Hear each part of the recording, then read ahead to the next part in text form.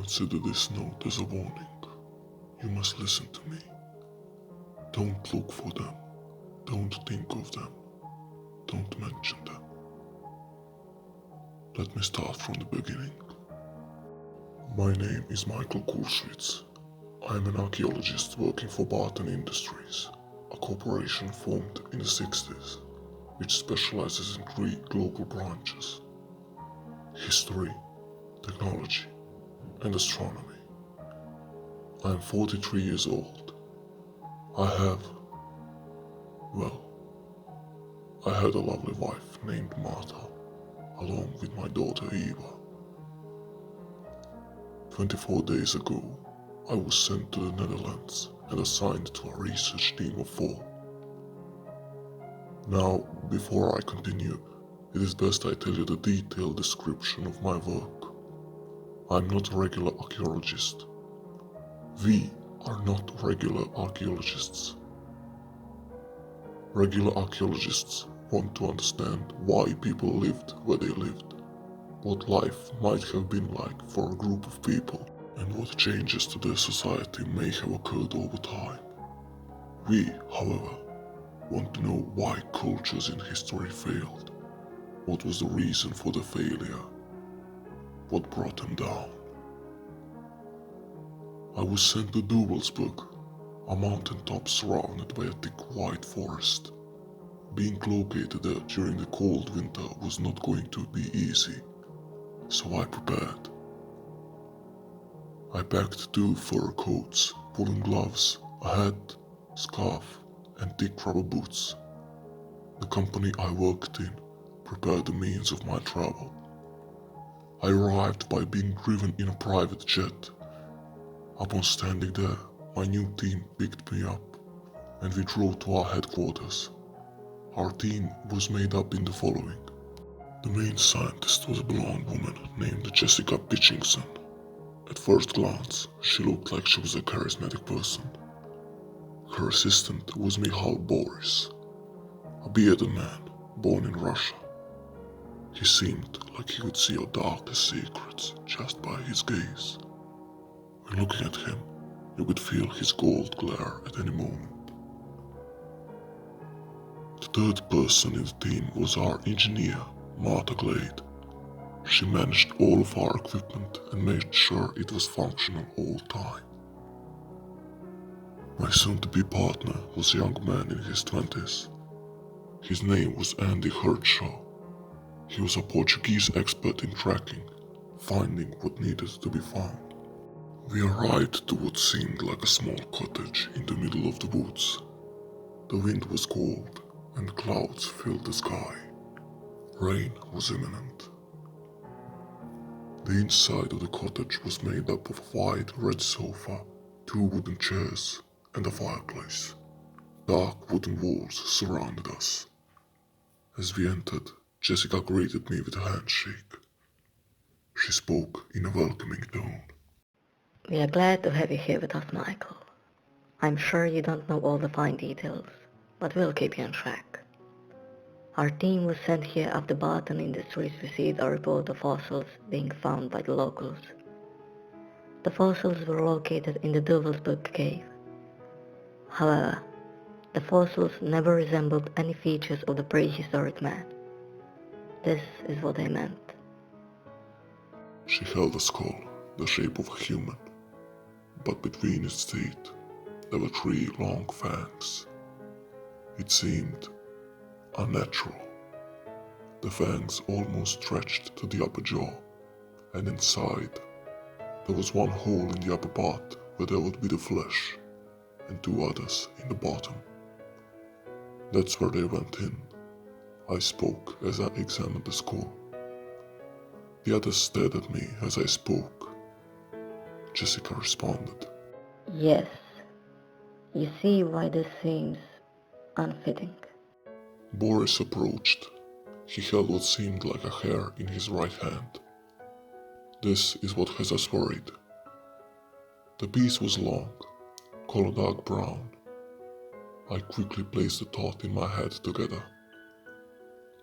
That can't be, I spoke softly. He smiled. The best stage of this hair is 2 days. We have a live sample on our hands. Why haven't you informed the company of this? None of this was mentioned in my report. Jessica spoke anxiously. If we informed them, they would send a cold team. Our findings would be lost. Don't you want to know? There is a possibility we can communicate with them. She held the skull in her hand. The age is around 4,500 years old. Imagine what they could tell us. Look, you just arrived here. Sleep on it. We'll decide tomorrow. She patted me on the shoulder as she spoke, a soft smile forming her lips. The next morning came quickly. When I woke up, they were already packing the equipment. I rushed up to my feet and dressed in the clothes I've arrived in. They stood by the door, waiting for me. Boris spoke in his deep voice. You're either in or out. Decide now. What this team was doing was strictly breaking the Barton policy. This was not the first time our colleagues discovered something strange, but all of them informed us. I could have called my operator right there and then, but out of instinct, I decided to follow them, audio recording our conversations. God, why did I not act then? None of this would have happened. We walked through the woods, dark oaks surrounding us, bushes filled with thorns, and crunchy grass beneath our steps. The clouds still occupy the skies. Thankfully, no rain this day.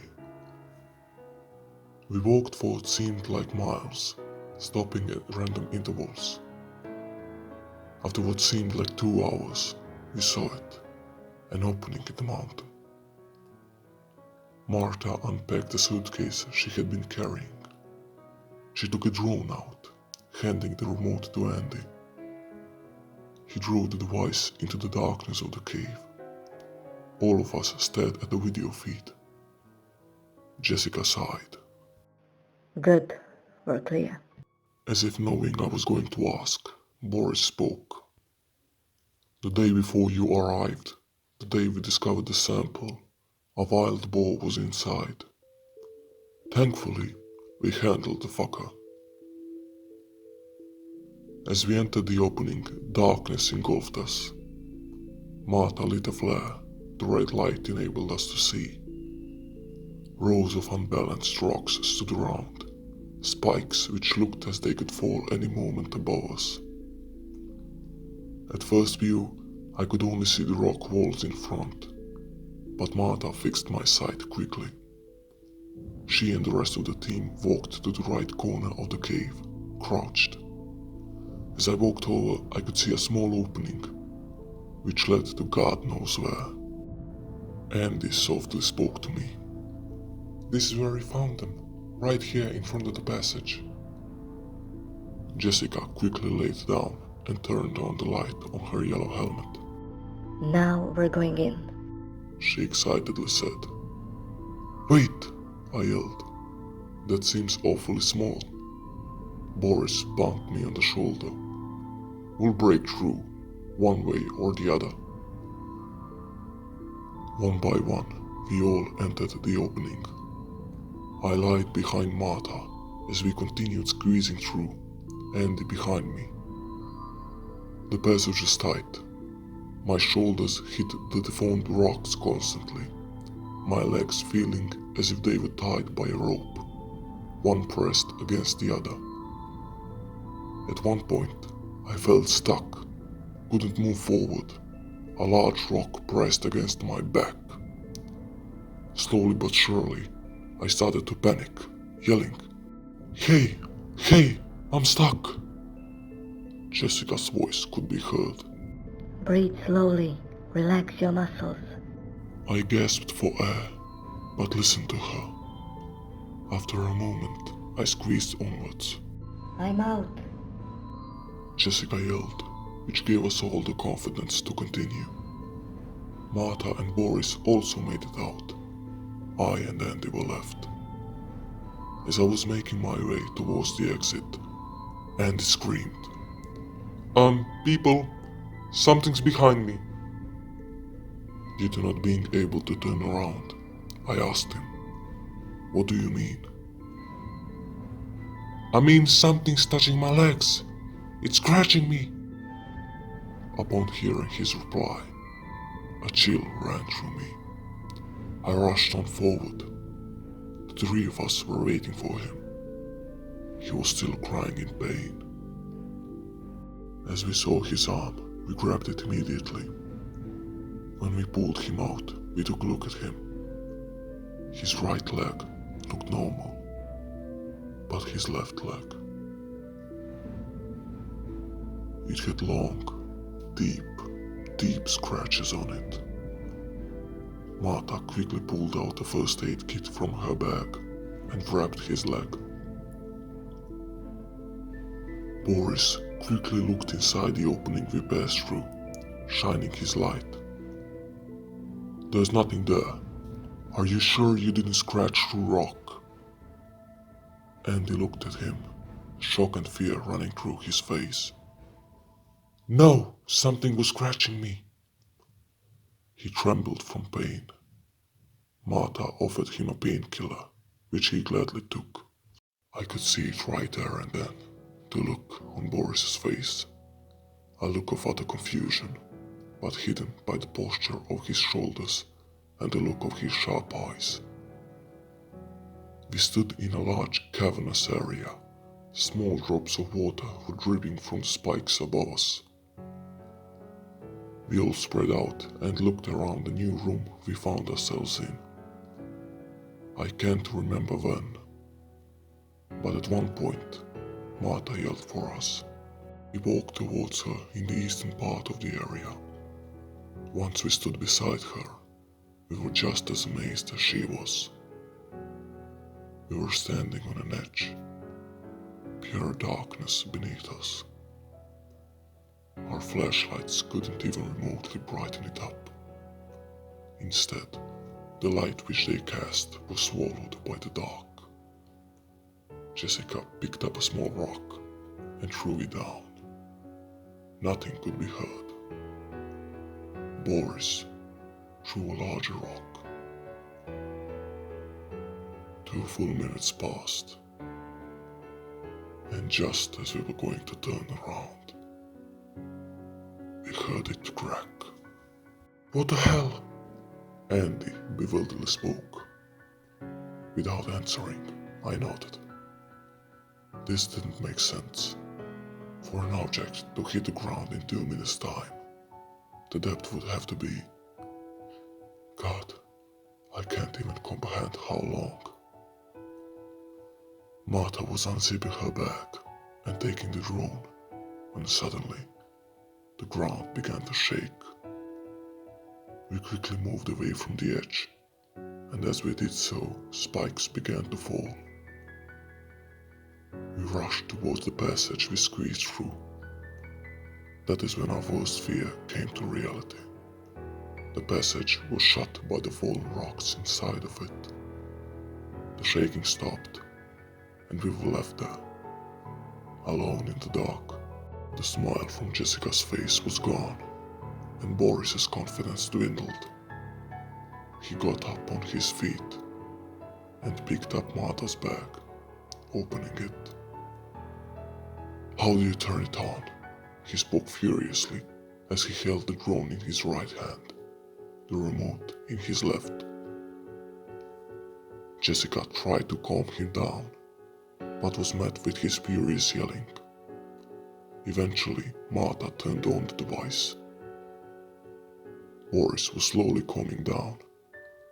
Look, every entrance must have an exit. Our only way forward is down there. The others slowly nodded as he spoke.